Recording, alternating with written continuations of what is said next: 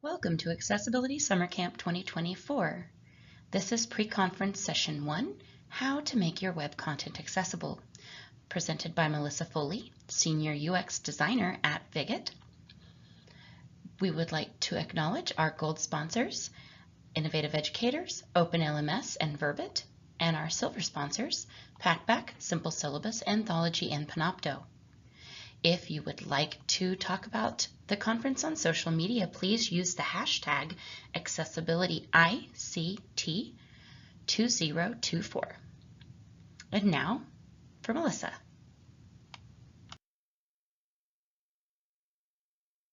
Let's get started with how to make your web content accessible.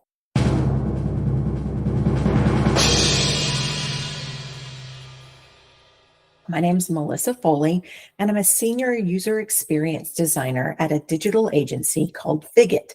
We're a full-service agency based out of the DC metro area, and I'm based out of Raleigh, North Carolina. I started my UX career in higher education at the University of Oregon. That's really where I learned about accessibility and the importance of accessibility, and it's something that I've carried throughout my entire UX career. Today, we're going to discuss a variety of topics. We're going to start off with the principles of accessibility, kind of an introduction to accessibility, as you would. Then we'll talk specifically about how to make your content accessible with things like multimedia, images, colors, forms, text, things like that. And then we'll close out with a few resources at the end. So let's get started first with the principles of accessibility.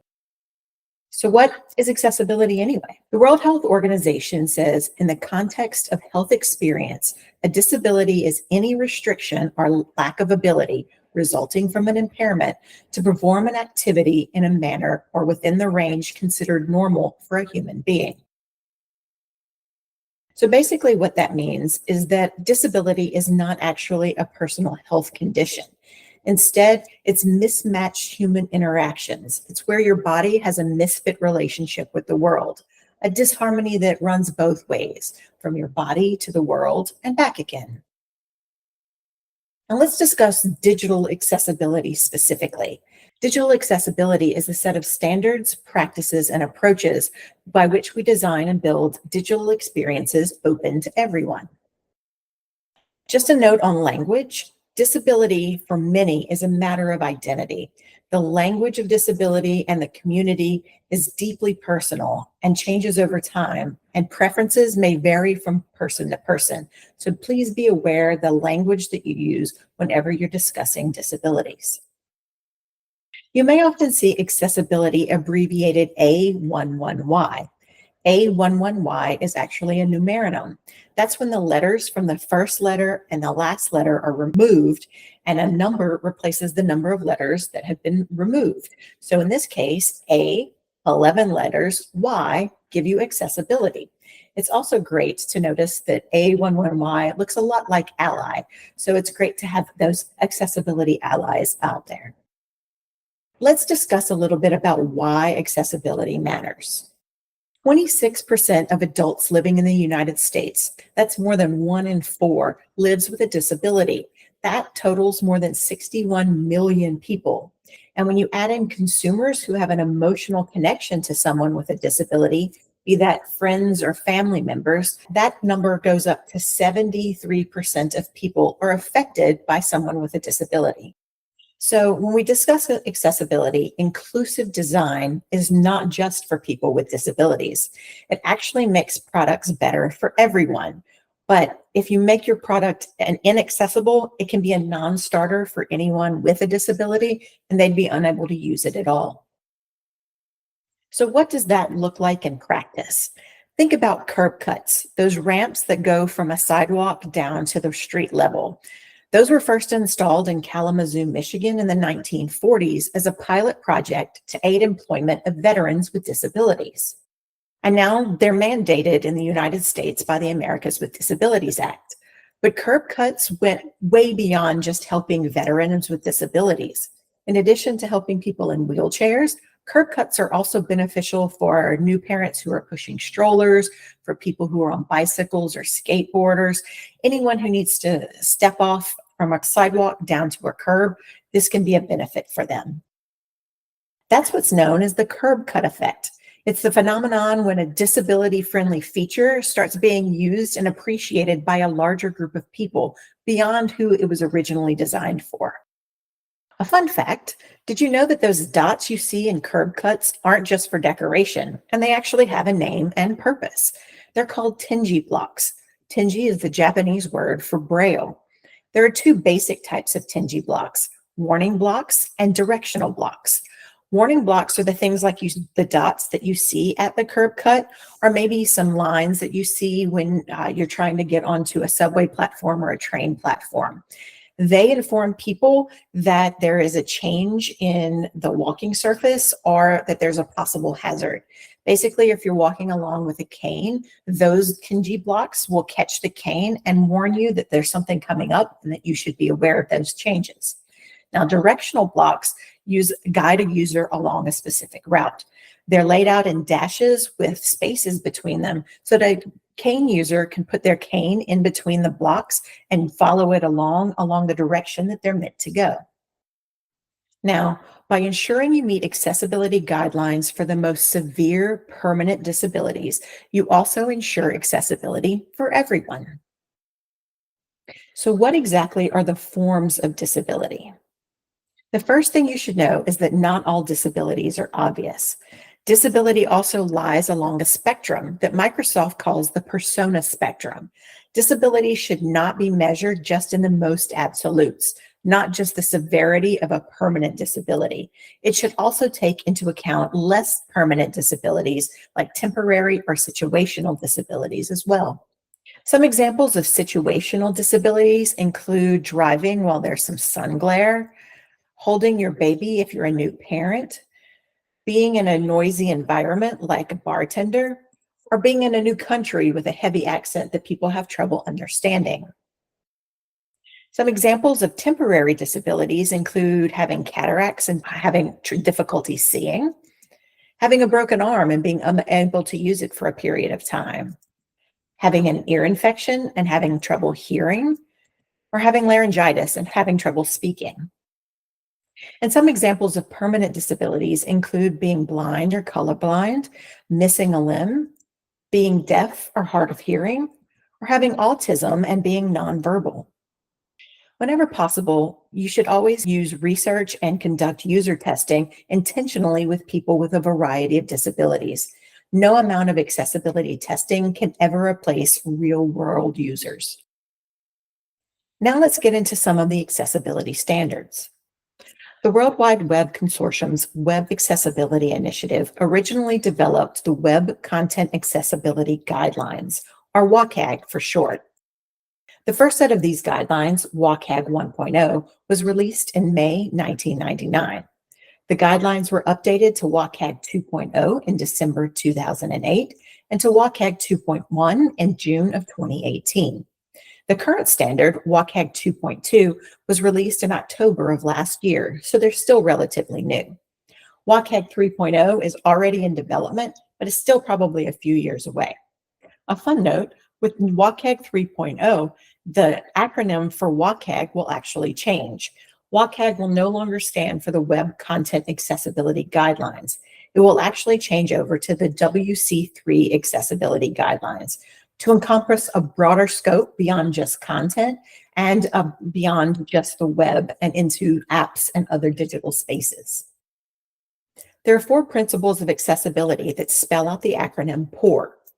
Perceivable means that users must know that content is available either through sight, sound, or touch. Operable means that users must be able to navigate your content in different ways, and it must be compatible with different input methods. Understandable means that content must be readable and predictable and have clear instructions and labels. And finally, robust means that users must be able to access your content even as technology changes and advances and new devices are released. The 4 principles of accessibility are broken down into 13 specific guidelines.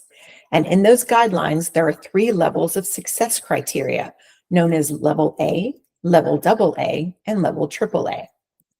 You should also know that WCAG guidelines and updates are always backwards compatible, meaning that if you meet WCAG 2.2, you automatically have met WCAG 2.0 and WCAG 2.1. The most basic level of accessibility, the bare minimum requirements, are called level A. There are 31 specific level A success criteria. The goal for most organizations is to meet the level AA standard. To meet the AA requirement, you must meet all 31 single A requirements and an additional 24 AA success criteria. The most advanced level of accessibility is level AAA. To meet the AAA requirement, you must meet all 55 AA and single A success criteria and an additional 31 level AAA criteria. It's basically impossible to meet all of the level AAA requirements and is mostly considered to be theoretical. But you should really try and meet as many of the AAA requirements as you can, especially if you have a population or an audience that would benefit from an enhanced requirement. So let's recap here. There are 4 principles of accessibility that are broken down into 13 specific guidelines. And in those guidelines, there are 86 success criteria split over levels single A, AA, and AAA. Now let's get into how to make your content accessible. This information is mostly for content creators and editors. It doesn't really get much into the code and really isn't meant for developers.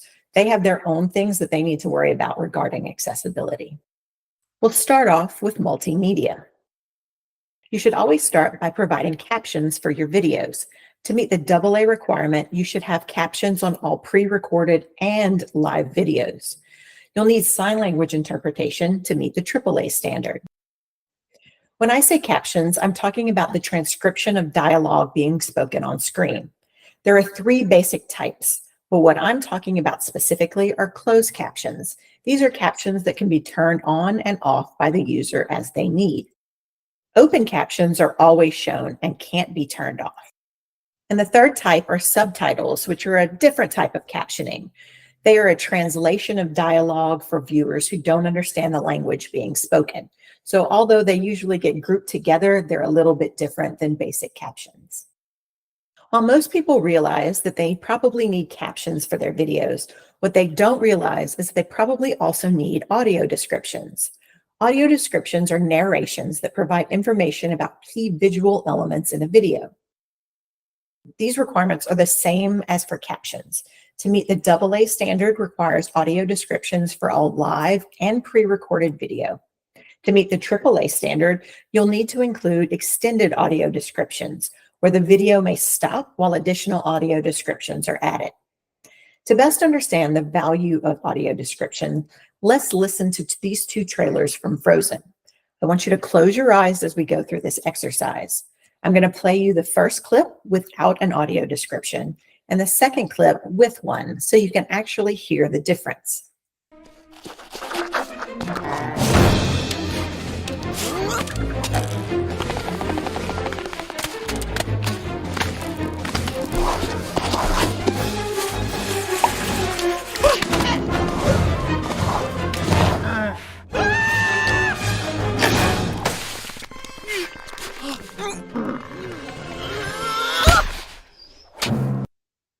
Now, if you had your eyes closed during that video, you probably have no idea what was actually happening in the video. Now, let's listen to the difference that an audio description can make for the same video. The reindeer falls on his chin. The snowman uses his arm as a crutch. The reindeer paddles his front legs. Head over heels, the snowman crawls along the ice. The reindeer does the breaststroke. The snowman rolls his body, but flips onto his back. The reindeer's tongue sticks to the ice. The snowman held his head. Twig arm and reindeer lips tug at the carrot. The carrot flies off and lands in soft snow. Now, with your eyes closed for that video, I bet you can still visualize what's going on. And that is the difference that an audio description can make. Some other things to consider when making your multimedia content accessible: you should have controls for all autoplay audio and video. It's the single A requirement to have pause and stop buttons And the AAA standard says that the audio does not contain any background sounds, or the background sounds can be turned off, or that the background sounds are at least 20 decibels lower than the speech content. Also, don't have more than 3 flashes in any 1 second period. The single A standard says flashes should be below the general flash and red flash thresholds. That requires understanding of 3-dimensional geometry, and since most of us don't really know much about that, it's usually better just to try to meet the AAA standard. That says that nothing should flash more than 3 times in any 1 second period. Finally, the AAA standard says that you should allow any motion animation that's triggered by an interaction be disabled. This includes things like parallax effects when scrolling, when the page foreground and background move at different speeds and different directions, and any movements that are triggered by a click. Now let's move on to images, probably the biggest part of making your content accessible. Let's start with some basics. Don't use images with text or text-heavy graphics whenever possible. The AAA standard says that all images with text are just for decoration. You should also use icons and symbols that are already familiar to users, so they don't have to learn new ones. People with cognitive and learning disabilities often need common behavior and design patterns. So things like using the standardized icons for calendar, search, play, email, and print help those users quickly and easily understand their purpose, and they don't have to try and find the meaning of any new icons. Now let's talk about one of the most important things you'll need to understand when working with images online, and that's alt text. So what is it? Alt text, or alternative text, is a text substitute for non-text content. It conveys the meaning and context of a visual item. Alt text helps users with visual or cognitive disabilities perceive the content and function of an image. This goes back to one of those 4 principles we talked about, this one specifically about being perceivable. Screen readers announce alternative text in the place of images. A browser will display the alternative text visually if an image fails to load or if the user has blocked their images. And beyond accessibility, alt text is great for SEO, or search engine optimization. Search engines will use alternative text and factor it into their assessment of your page, and basically can rate your page higher based on some of the content that you have in your alternative text. On the left, you can see how alt text shows up in the code. The screen reader would see this image and read out an HRC logo sticker on the corner of a laptop. On the right, you can see how alt text shows up on some social media. And here's what alt text looks like when an image doesn't load. It'll show up with kind of a broken image icon and then show the alt text for that image. Now let's get into when and how to use alt text for your images. For accessibility purposes, there are 3 basic types of images: decorative images, informative images, and functional images. When deciding whether an image is decorative or not, ask yourself, does this image add any content or information to the page? If the answer is no, then consider it a decorative image. Decorative images don't add any additional information to the content of your page and should be marked with an empty alt tag to designate them as decorative. An empty alt tag is a very specific tag and isn't just missing information. It's actually done specifically so that the screen reader knows that this image was decorative. One way to make sure that your alt text or empty alt tags are working correctly is to use a testing tool like the Web Accessibility Evaluation tool. To use the tool, you can navigate to the website and enter a URL, and it will test that specific page. Or you can add a browser extension to pretty much any browser and then navigate to any page you want to test and use the browser extension to test that specific page. An example of what happens if you don't include alt text and you don't use a proper empty alt tag is an error message that shows you're missing alt text, like this version from Amazon. If you are using a proper empty alt tag, then it will show up correctly in the testing tool. Some examples of decorative images include images that are used as part of a page design. So maybe an image of a section dividing line that breaks up content on the page It's just there for decoration. Or images that are part of a decorative part of a link. So these icons next to the word crossword, mahjong, and Sudoku are just there to look good. But because you have the words next to them, they're considered decorative images. Images that have an adjacent text alternative are also considered decorative. Like this particular image of Sally Ride with a caption that says astronaut Sally Ride. So it's telling you who's in the photo. You wouldn't want a screen reader to read out the alt text saying astronaut Sally Ride and then the caption saying astronaut Sally Ride again. And finally, images that are used to add visual interest, basically eye candy to a page. This particular generic photo of a house doesn't actually add any information or context to the story, but is just there to look pretty.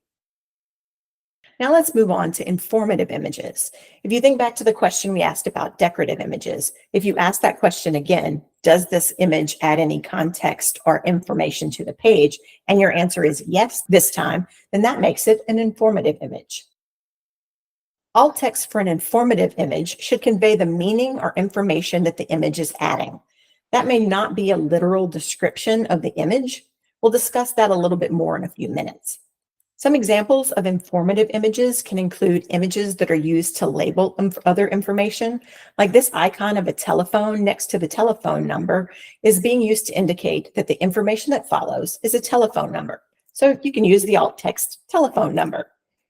Or images that are used to convey some basic information, like this image that shows the direction to loosen or tighten a bolt. Maybe you can add the alt text that says, turn right to tighten, righty tighty, turn left to loosen, lefty loosey. Images that are used to supplement other information in the content are also considered informative. Unlike the previous image that was decorative with a caption, this one does not have a caption and therefore is an informative image. So you would want to include an alt text that says astronaut Sally Ride. An image that conveys a file format is also an informative image. So a PDF icon next to the link that lets you know that it's a PDF would have alt text that just says PDF. And finally, let's talk about why your alternative text might not always be just a literal description of what's in the image. For an image like this that conveys an impression or an emotion or a piece of information, the stick figure family is being used to show that something is family friendly. So alt text that would say a stick figure family with a mom, dad, and 2 kids doesn't actually tell you why the image is there or what it's representing. So using we're family friendly as the alt text is better because it conveys what the image is actually meant to represent. Now, when deciding if an image is functional or not, ask yourself if the image starts a new action. If so, it's a functional image. Alt text for functional images should describe what is going to happen when you click on it, essentially the purpose of the image, rather than a description of the image itself. Examples of functional images include images that are used as a link, like these social media icons that don't have accompanying text. For them, you could have alt text that says it's opening the specific social media apps. Icons that convey information in a link, like this new window icon being used to indicate that the link will open in a new window. So use new window as the alt text. Some other functional images are standalone icons that have a function, like this email icon that tells the user if they click on it, they'll be sending an email. So you could use the alt text, email this article. Or icons that are used as buttons, like this magnifying glass, you wouldn't describe as a magnifying glass because it's actually starting a search functionality. So you would have alt text that says search. The World Wide Web Consortium, or WC3, has a great alt text decision tree on its website that you can use to take you through the process of deciding what type of image you have and what type of alt text you should use. Now that you know when to include alt text, let's talk about what you should write in that alt text. Try using the object action context method, where the object is the main focus of the image, the action is what that object is doing in the image, and the context is what's going on around the object in the image. A few things that you should think about describing in your alt text include the placement of objects, colors, the names of people, animals, emotions like smiling or crying, and surroundings. A few things that you should probably not describe in alt text include redundant image styles like this is a photo of, or this is an image of, because most screen readers will start out by saying an image of or a photo of, so you wouldn't want that information to be duplicated. There are a few exceptions to that if something is a very specific style of image. So whether it is a hand-drawn image, a Polaroid photo, an infographic, a screenshot, a chart, a map, a diagram, then you can include the image style in those. Also, don't describe particular colors. They don't need to know what a particular shade of red is. Don't include obvious details like a person with two eyes, a nose, and a mouth. Details that aren't the focus of the picture or not in the context of the surrounding copy.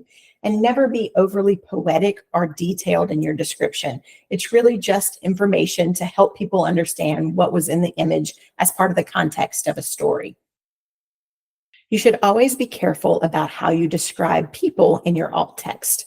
Appearances can be deceiving. You may not be able to accurately know someone's race, ethnicity, gender identity, or sexuality or ability based on appearance alone, and misidentifying someone can be problematic. So unless it's relevant to the context, you should avoid using any of those specifics. Maybe for a story about race, the race of the person in the image might be appropriate, but you shouldn't include things like that if the story doesn't have anything to do with race or gender or sexual identity. But if you do need to include some specific details, you should always try to ask a person how they would identify themselves and use their description as part of your alt text. Now let's talk a little bit about text in particular.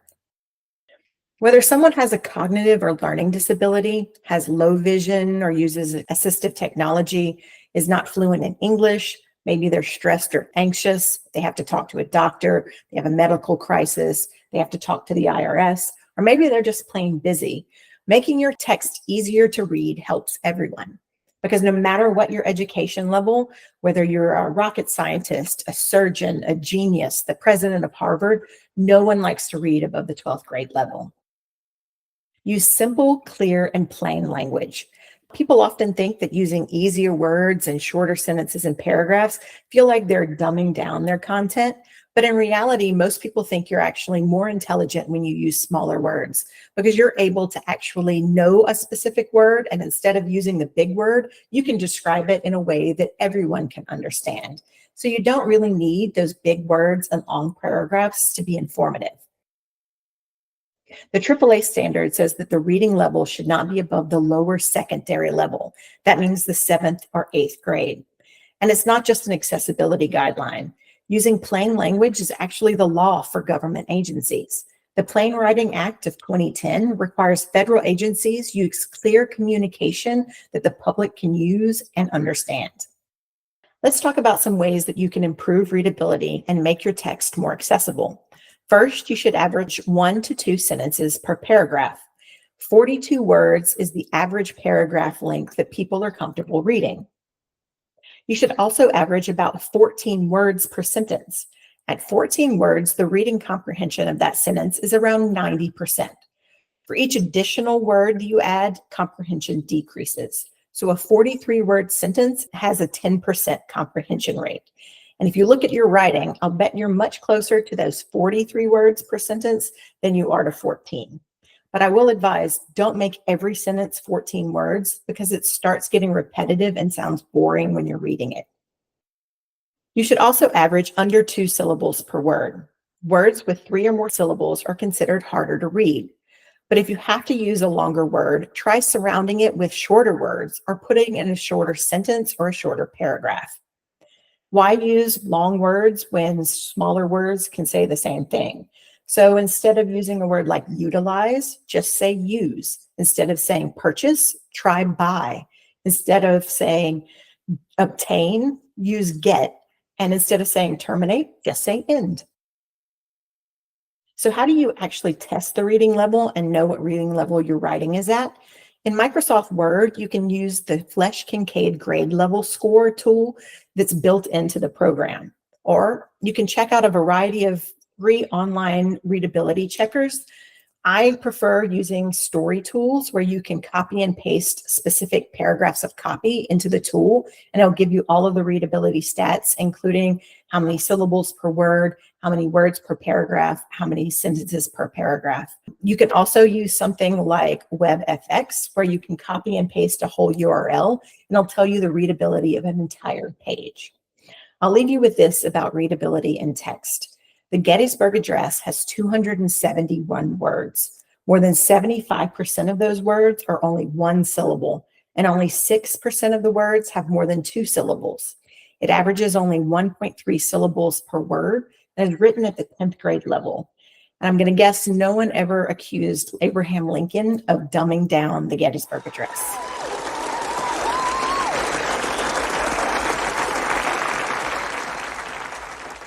Four score and 7 minutes ago, we... When you think about your text, you should also consider people who use assistive technology. Screen reader users take in significantly more words per second than sighted readers.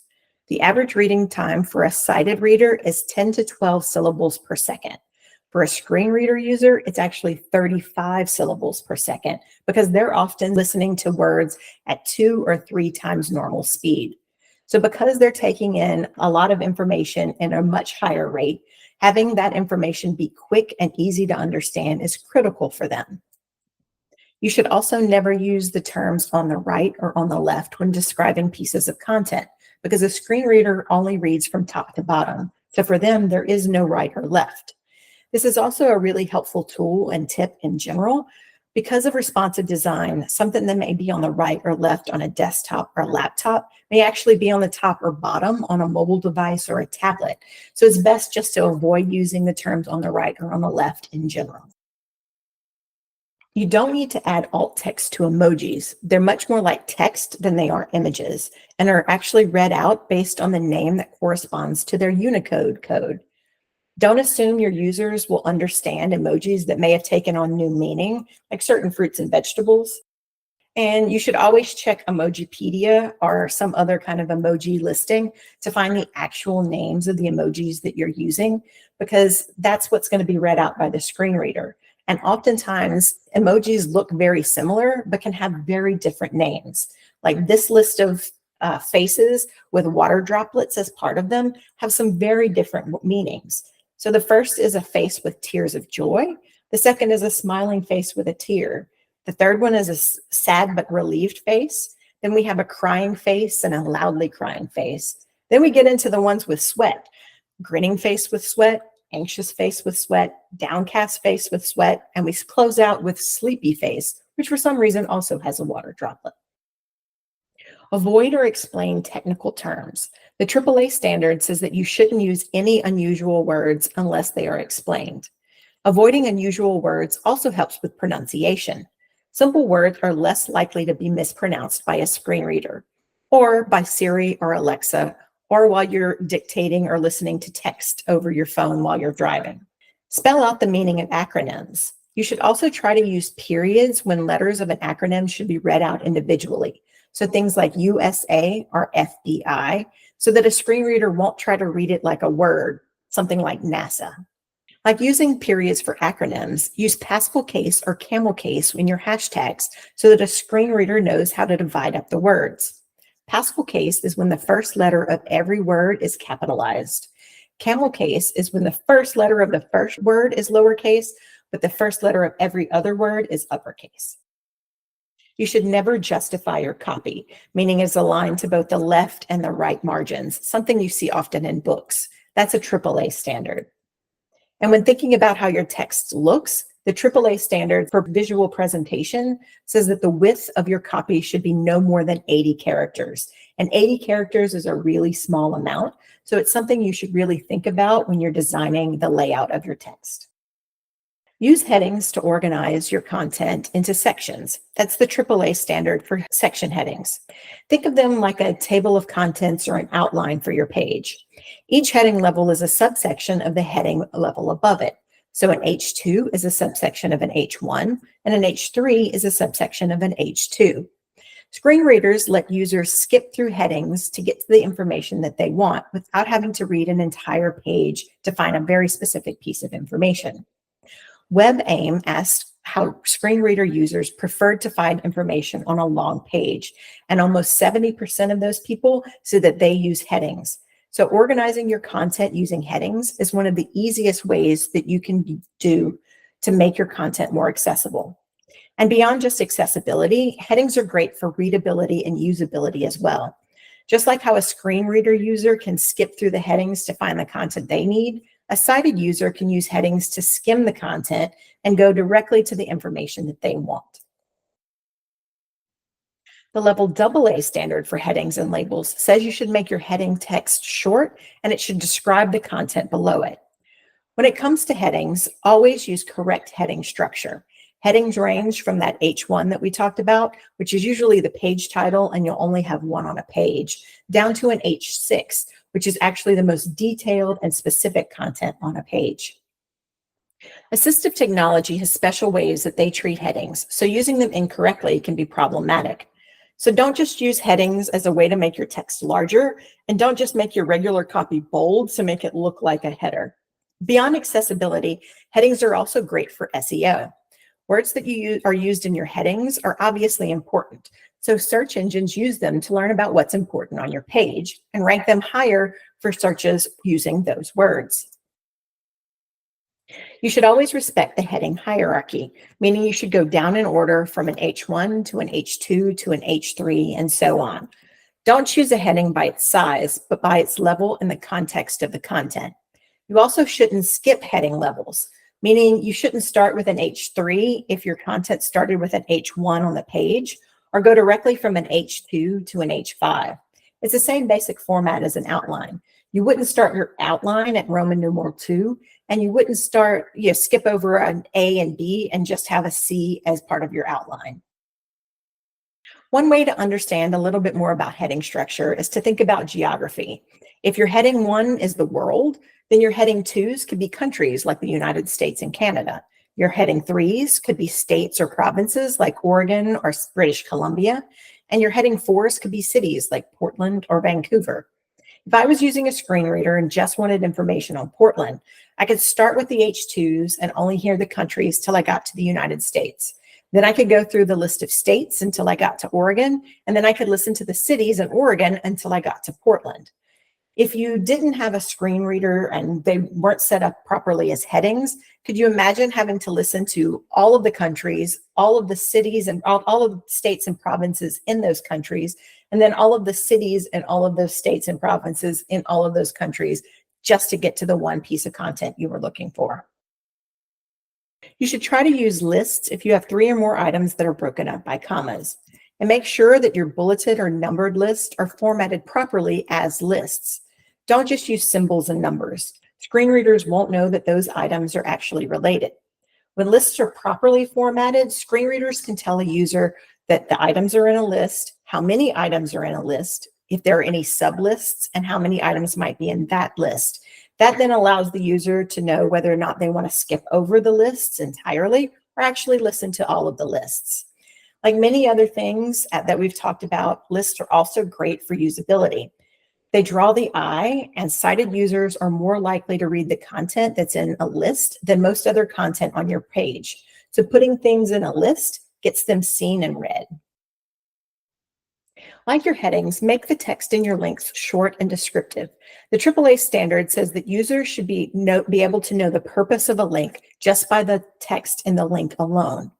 Never use things like click here or read more because they're mechanical rather than descriptive, and don't tell the users where they're going if they click on the link. Screen readers also allow users to tab through a page and just read out the links on a page. So if it's not descriptive and it just says read here, read more, read more, read more, or click here, click here, click here, they'd have to go back and read the context of that surrounding content in order to know what those links might actually be taking them to. Some examples of bad link text would be click here because you don't know where it's going to take you, website because you don't know what website it may be taking you to, or tell me more because you don't know what it's going to be telling you more about. Some examples of better linked text include things like Viget services, because I know if I click on that, I'll probably go to some content about Viget services. Is your website accessible? Probably takes me to content that will help me understand whether or not my website is accessible. And just underlining and just linking to the word Viget probably means that I'm probably going to go to a page that describes and helps me understand more about Viget as a company. Don't put punctuation inside of a link unless it's part of the actual link description. Don't use raw URLs. Screen readers will try to read them out as words, no matter how long they are. And don't underline anything on your website that isn't a link. It's similar to what we talked about using easily identifiable icons. The standard pattern on the web is for links to be underlined. So the assumption that people will make is that if something is underlined, it's probably a link. So if yours isn't a link, you're making users have to figure out what is a link and what isn't a link. And that can be more difficult for users with cognitive or learning disabilities. This is going to get into the code a little, but it's something you should think about. You should always indicate the primary language of your page and any content that is different from the page's primary language. The single A standard says that every page is labeled with the correct language. So English, Spanish, Mandarin, Swahili, whatever. The double A standard says that you must label any part of a page that uses a different language. So if a page is primarily in English, but has a Spanish word or phrase on it, it should be labeled as Spanish where appropriate. There are a few exceptions to this rule for things like proper names, technical terms, words of indeterminate language, and any words or phrases that have become part of the vernacular or are used in common language. Something like the word déjà vu, that's French, but most people know what that means and it's okay to be using that as part of kind of English vernacular. If you don't properly indicate the language of a page, a screen reader will try reading the copy in the default language. So if a page is written in Spanish, but a screen reader is reading in English, it will try to read the Spanish words as English. And that same goes for specific phrases or words on a page itself. Now let's talk a little bit about colors. You should never use color as the only indicator of importance or functionality. That's the single A standard. Some of the most common times we see this issue is with indication of pass fail or something is good or bad. Often you'll see green for pass or good and red for fail or bad. Links that are only indicated by a color and not by some other form like underlining, sections of a chart, graph, or infographic, or with maps like that have subway lines or bus lines or city districts on them. So one of the ways that you can avoid using color is to use patterns and textures. Even with a black and white graph like this one, it still makes sense because of the different patterns and lines. Another way is to use symbols. Even if this image was in black and white, the map would still be readable because of the use of icons and words that describe what those icons are. If you've got buttons of different colors, you shouldn't tell someone just to click the red button. That doesn't help someone who's using a screen reader or someone who can't distinguish the color red. Instead, tell them to click the delete button, and that helps them be able to know which button they should select. Now let's talk a little bit about the use of color on the web. Most commonly, you'll be using a hexadecimal or hex value. Those are 6 characters long and a combination of letters and numbers that start with a hashtag. The first 2 characters are the value of red, the second 2 are the value of green, and the final 2 are the value of blue in that color. Some other values you might be seeing are RGB, which stands for red, green, blue, and is actually the basis for most hexadecimal colors. You may also see HSL values, which stands for hue, saturation, and lightness, and HSV are hue, saturation, and value. I believe that those HSL and HSV values will actually become more important as we enter WCAG 3.0, that will take into account hues and saturations as part of color contrast requirements instead of just basing it strictly on one color to another color. RGB and hex values are considered additive colors because they start at black and then you add red, green, and blue to make different colors. That's why the color black is all zeros. It has no red, no green, or no blue values. And white actually is all Fs because F is the highest value for red, blue, and green. So when you put all of them together, that makes the color white. You should also stay away from using CMYK colors because they're used primarily on print and don't translate into digital screens or web environments. Now that we know a little bit about hex values, you need to make sure that your colors have sufficient color contrast for your text.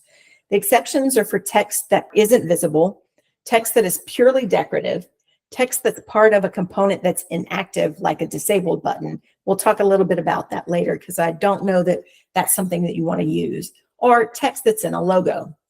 For text and text of images, unbold text that is smaller than 24 pixels or bold text that is smaller than 18.5 pixels, the AA standard says that you must have a color contrast ratio of 4.5 to 1, and the AAA standard says 7 to 1.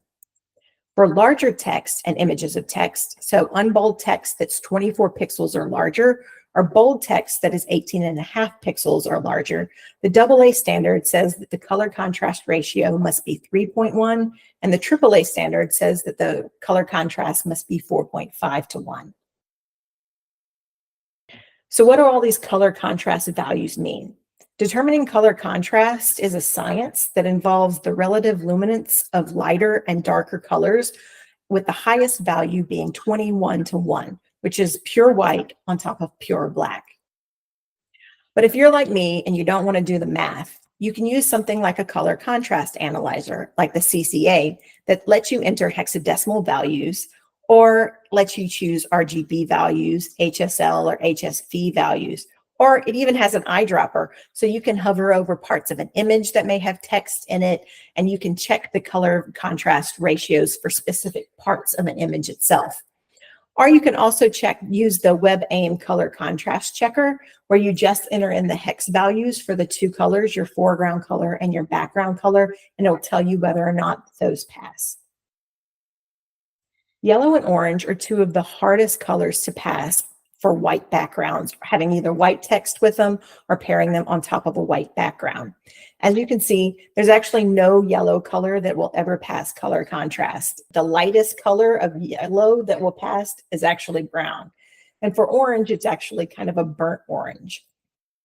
On the opposite side, blue is actually the easiest color to pass color contrast on white because you can use a fairly light shade of blue that will still pass. But what if your brand colors aren't accessible? You could try altering your brand colors for your website. So like Holiday Inn's actual green is much lighter and doesn't pass color contrast standards. So for their website, they actually use a much darker green. I'm not sure if that's going to pass for everyone because you might get some pushback for that suggestion. So you could do something like Coca-Cola does because their red, it doesn't meet color contrast with white text. So they use a darker gradient over the top of their red where the white text is so that the text actually passes color contrast standards. One of the best ways to meet color contrast standards without having to change your brand colors like Alo Health is making your non-accessible color, in this case orange, a flourish or part of your imagery. You don't have to make your text or text backgrounds be your brand color to make your website feel on brand. You can use it in different ways and in different areas, so you never really notice that the text isn't orange on their website. You should also think about the color choices that you make and how they're paired together. More than 300 million people in the world suffer from color vision deficiency, what we normally call color blindness. Approximately 1 in 12 men and 1 in 200 women are affected, so it actually affects a large portion of the population. 99% of all people with color vision deficiency suffer from red-green color blindness. It's genetic and encoded in the X chromosome, so you can blame your mom for it. More women are carriers, even though they may not be colorblind themselves. People who are red-green colorblind are often surprised to find out that peanut butter is not actually green, and they probably have a pretty hard time determining when a banana is ripe. Blue color blindness is a more rare type and affects only about 1 in 10,000 people. It's not genetic, so it affects men and women equally. And approximately 1 in 33,000 people can't see any colors at all. Some things you can do to help people who are colorblind is use highly contrasting colors. You can darken and lighten your colors to make the contrast more pronounced, or play with different hues and levels of brightness and saturation. You can also try using a monochromatic color palette.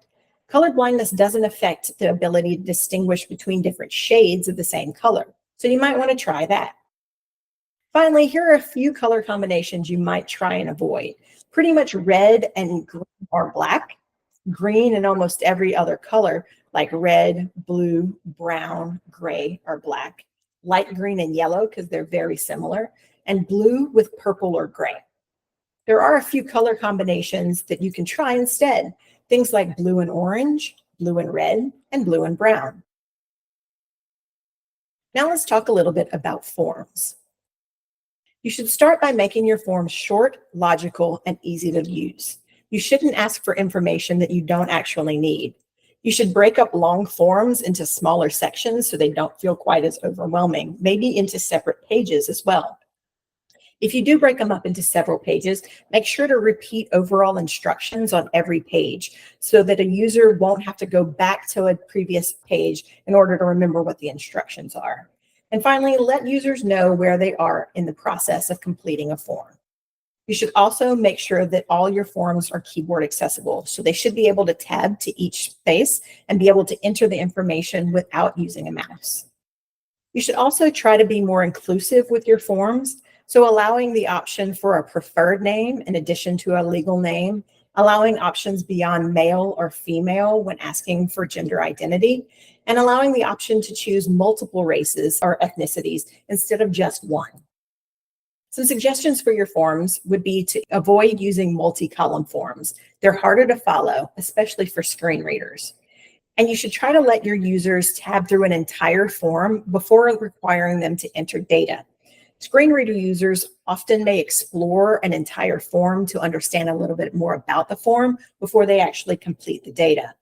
And for users with cognitive or learning disabilities, they often fill out the areas that are the easiest for them to enter and then go back and enter the harder stuff or the stuff that may require more assistance. Now let's look at the different parts of a form.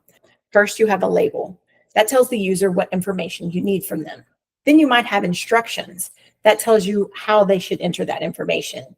Then you'll have a specific form field. That could be a text field, a multi-select box, or a single radio buttons. And finally, you may have placeholder text that appears inside of your text fields. You should always make sure that your labels and instructions are visible. That's a level A requirement, that labels or instructions are provided when content requires user input. Also, make sure that your labels, instructions, and form fields are all properly associated, so people know that that particular heading or label, that particular set of instructions, and that particular form all go together. Some additional suggestions for your forms: you should put labels and instructions above your text fields. Screen readers typically, again, read in the order on a page, so they may get to the field before they actually get to the instructions if the instructions are below the field, and users may not have the information they need in order to complete the field. This one is going to be a little bit controversial. I suggest don't use placeholder text at all. It should never take the place of a label for your form field. It also often uses a color that doesn't meet color contrast requirements. It can be hard for people with cognitive disabilities to remember what was in the field when they click on it and that placeholder text disappears. And fields with text in them overall are less noticeable and might be missed by users who are just skimming through a form. And if they actually do see that there's something in the form, like a placeholder text, they may think it's already been filled out and they don't need to fill out information there. You should not use just an asterisk or a color when denoting that a field is required. Some screen readers won't always read symbols. And you should inform your users when an error is present. Error messages should be visible, informative, and directly accessible. Color is great when showing errors, but it should not be the only way that you communicate that an error is present. You should provide suggestions if errors are detected and make those errors easy to correct. The AA standard says that if an error is automatically detected and suggestions for correction are known, then those suggestions should be provided. Basically, you should be straightforward when describing an error and then provide advice on how to resolve it. You should also provide an explanation when the submit button is disabled. Users may not realize they missed a question or filled something in incorrectly when they get to a disabled submit button, and they won't know where the problem is. They know they can't submit the form, but they don't know that where the problem is, and they may abandon the form altogether. Here are a few ways that you can display error options: inline error alerts, and then a focus. The validation for each field is done as it's completed, and an error message is displayed immediately. The pros of this are that the users are immediately informed when there is an error, and they can easily resolve it directly. A con is that only one error is detected and indicated and addressed at a time, and it also doesn't allow users to scan through an entire form before having to complete information. Another option is for completion of the form and then having the errors on top. This is when it displays all of the error messages above the form with the focus on that message, then lets the users immediately access the errors without having to find them. The pros is that all the errors are presented together. A con is if there are a lot of errors, it can be difficult for the user to remember what they are, find them, and address all of them. And finally, completion of the form and then have inline errors. Once a form is completed, all errors are displayed within the form field next to that field. So a pro of this is that errors appear in context with their respective controls. A con is that the users must navigate through the form to discover the invalid responses and error messages, and that could take some time. A few form best practices include not using disabled form fields and buttons. Disabled form fields often use a gray color that doesn't meet color contrast requirements. Make sure that users have sufficient time to complete the task. The single A requirement says that timing can be turned off or adjusted. There are two AAA requirements in this area. One is that if timing is not an essential part of the event or activity, it is not present at all. And second is if there has to be timing and there's an interruption in that timing or an interruption in the completion of the process, it can be postponed or suppressed. Finally, let's talk about a few resources. There are a few tools that we talked about when going through this presentation. The first is the WAVE Web Accessibility Evaluation Tool, the WC3 Alt Decision Tree, the Color Contrast Analyzer Tool, and the WebAIM Contrast Checker. You can also see some actual WCAG 2.2 regulations. There's an article about what's new in WCAG 2.2 compared to WCAG 2.1. And you can also read the working draft of WCAG 3.0. There's a little bit of literature that may also be helpful to you, including things about helping people with cognitive and learning disabilities and some accessibility fundamentals overall. And finally, I want to leave you with this. Prioritizing and improving accessibility is everyone's responsibility. It's not just on the developer to make sure everything is accessible. It's on content creators, it's on writers, it's on designers, it's on CEOs, it's on directors. Everyone should play a part in improving accessibility. It is going to require time and effort to understand the guidelines and success criteria and how to implement them. But when you make your website accessible, it means it's usable for everyone. Thank you. Once again, I'm Melissa Foley. I'm a senior UX designer at Viget. And if you would like to reach me, you can email me at melissa.foley@viget.com. You can reach me on LinkedIn at melissa-reno-foley or see me on Twitter at mfoley76. Thank you again. Be excellent to each other. And party on, dudes!